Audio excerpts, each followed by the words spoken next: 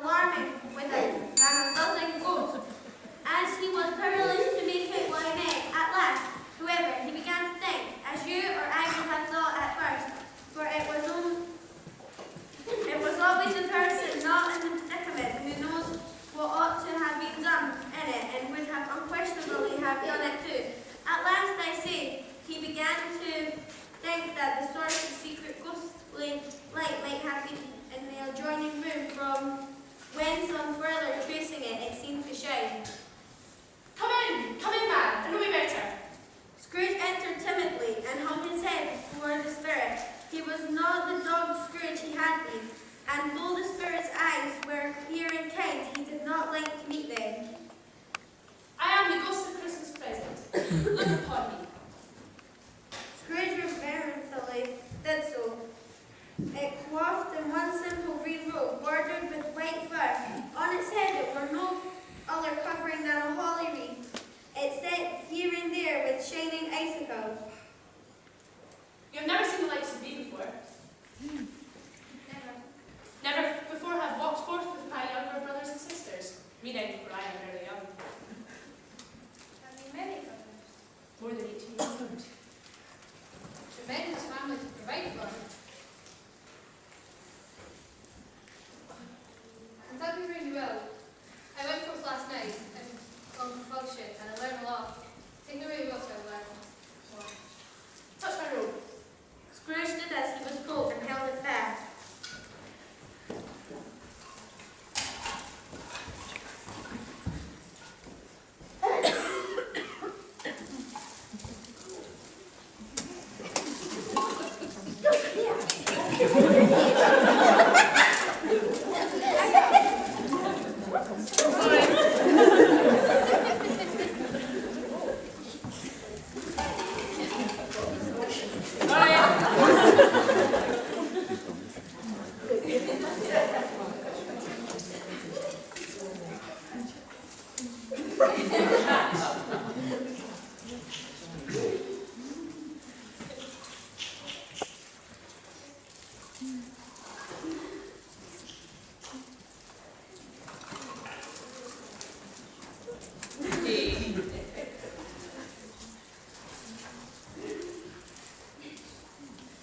They soon entered the Cratchits' house, watching the Cratchits get ready for dinner and waiting on their poor feller.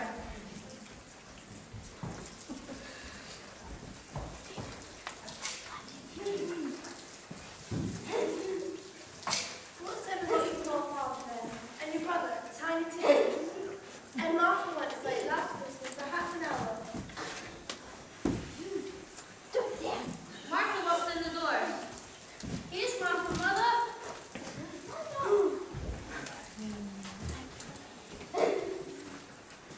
Why, my dear, how late you are. Sorry, Mother, we had a deal of work to finish up last night, and we had to clear away this morning. Why, it doesn't matter as long as you're here. Sit before the fire and make yourself warm.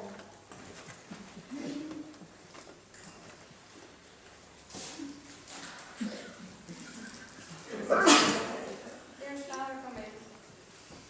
Hey, Martha, hey! Martha did as herself, and then came little Bob the Fowler, with at least 3 feet of comforter exclusive of the thread hanging down before him. And as the threadbare closed arm and brushed to look sensible, and Tiny Tim upon his arm. Alas, for Tiny Tim, he bore a little crutch, and his limbs supported by an iron frame. Where's our Martha? Not coming. Not coming. Not coming on Christmas Day. Martha didn't like to see him disappointed, if it were only a joke. So she came out prematurely from behind the closet door and ran into his arms, while the 2 young Cratchits hustled Tiny Tim and bore him off into the wash house, that he might hear the pudding singing in the copper.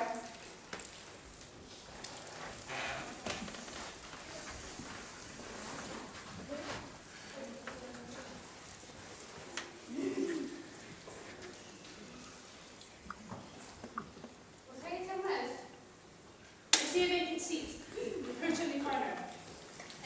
spread to no man. If these shadows remain unaltered, then the child will die. No, Spirit, please change it. Well, I can't say that you will be, but just if they're spared, then, you know, if he's found by anyone else of mankind, then... His active little crutch was heard upon the floor, and back came Tiny Tim before another word was spoken, escorted by his brothers and sisters to his stool before the fire, and where Bob turning up his cuff, as the poor fellow they were capable of being made more shabby, compounded some hot mixture in a jug with gin and lemons, and stirred it round and round, and put it on the hob to simmer. Master Peter and the two hyper young Cratchit went to fetch the goose, with which they soon returned to their high possession. At last, the dinner was all done. The cloth was cleared, the hearth swept, and the fire made up. The compound of the jug being tasted and considered perfect, apples and oranges were put on the table, and a shovel full of chestnuts on the fire. Then all the Cratchit family drew round the hearth, and Bob Cratchit's elbow stood the family display of glass. 2 tumblers and custard cups without a handle. These held the hot stuff from the jug, and Bob served it out without peering look, while the chestnuts on the fire spurted and cracked noisily. How did Tiny Tim behave? As good as gold. In bed. Somehow he gets thoughtful sitting there by himself, and he said the strangest things you've ever heard. He said to me, I hope those people in the church still make me predict the funeral I was thinking of eating, making lame beggars walk and blind man speak.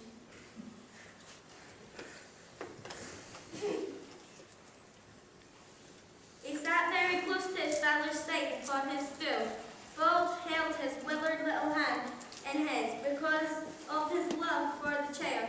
He wished to keep him by his side and dreaded that he might be taken from him.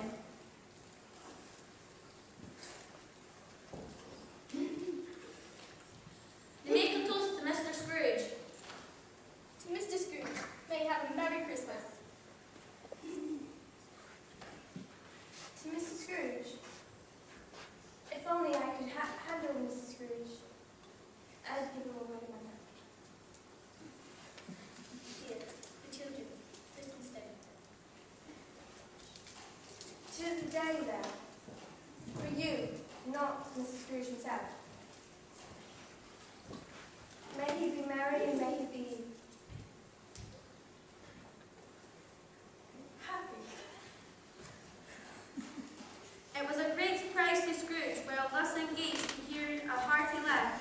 It was much greater surprise to Scrooge to recognise of his own nephews, and to find himself in a bright, dry, gleaming room with the Spirit standing smiling by his side, and looking at the same nephew with approving affability.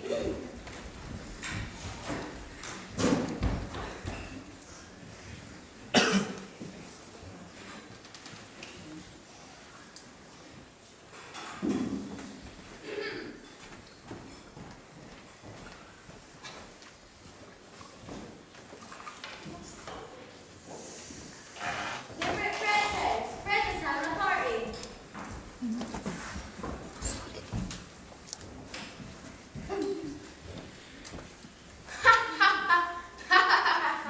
When Scrooge's nephew laughed in this way, folding his sides, rolling his head, and twisting his face into the most extravagant contortions, Scrooge's niece, by marriage, laughed as heartily as he, and their assembled friends, not being a bit, roared out lustily.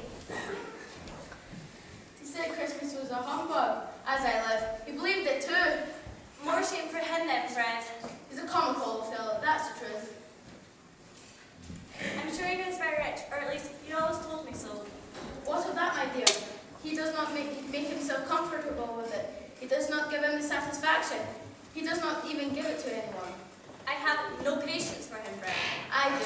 And just to think, he isn't losing much of a dinner, is he? In fact, I think he is losing a very good dinner. After tea, they had some music. Scrooge's niece played well upon the harp, and played among other tunes a simple little air, which had been familiar to the child who fetched Scrooge from the boarding school, as he had been reminded by the Scrooge of Christmas past, when he was strained of music simply, all the things that He softened more and more, and thought that if he could listen to it often years ago, he might have cultivated the kindness of life for his own happiness with his own hands, without resorting to the sexton spade that buried Jacob Marley.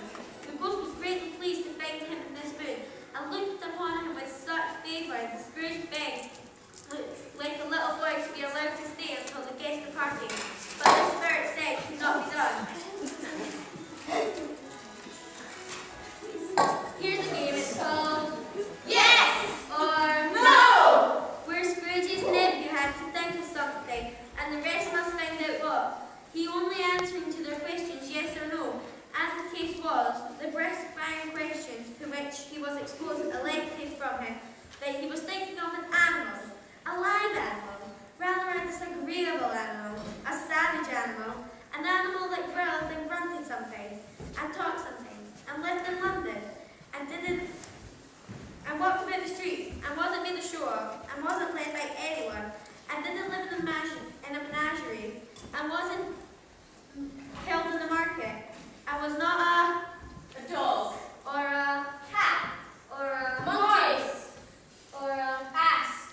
or a Bear. At every fresh question that was put to him, his nephew burst into a fresh roar of laughter, and was so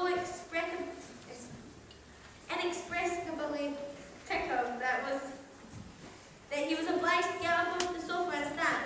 At last, Plump's sister, falling into a similar state, cried out, I know what it is! I know what it is! What is it? It's your Uncle Scrooge, Brett. Ha, yes it is. I told you, Uncle Scrooge. Your Uncle Scrooge. it was a long night, if it were one that night, but Scrooge had his doubts of this because the Christmas holidays appeared to be condensed into the space of time they passed together. It was strange too, that while Scrooge remained unaltered in his outward form, the ghost grew older, clearly older. Scrooge had observed this change, but never spoke of it until they left the children's 12th night party.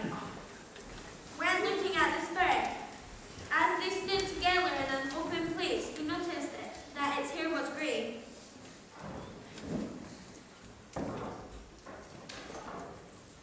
Scrooge, I'm sure.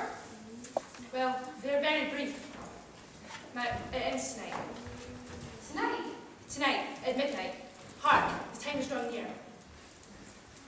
Forgive me if I cannot justify the what I ask. I see something strange producing from your skirts. Is it a or oh, It's a claw, but as you can see, there's flesh growing on it. Look here. From the foldings of its robe, it brought 2 children, wrenched, abject, frightful, hideous, miserable. They knelt down at its feet and clung upon the outside of its garments.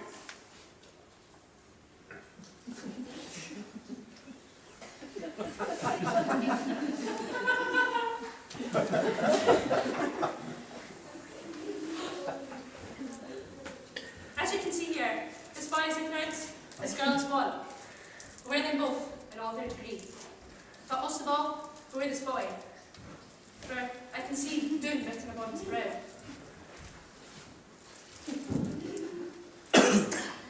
Captain America, resource. I don't know prisons, I don't know workhouses. Scrooge looked about him for the ghost and saw it not.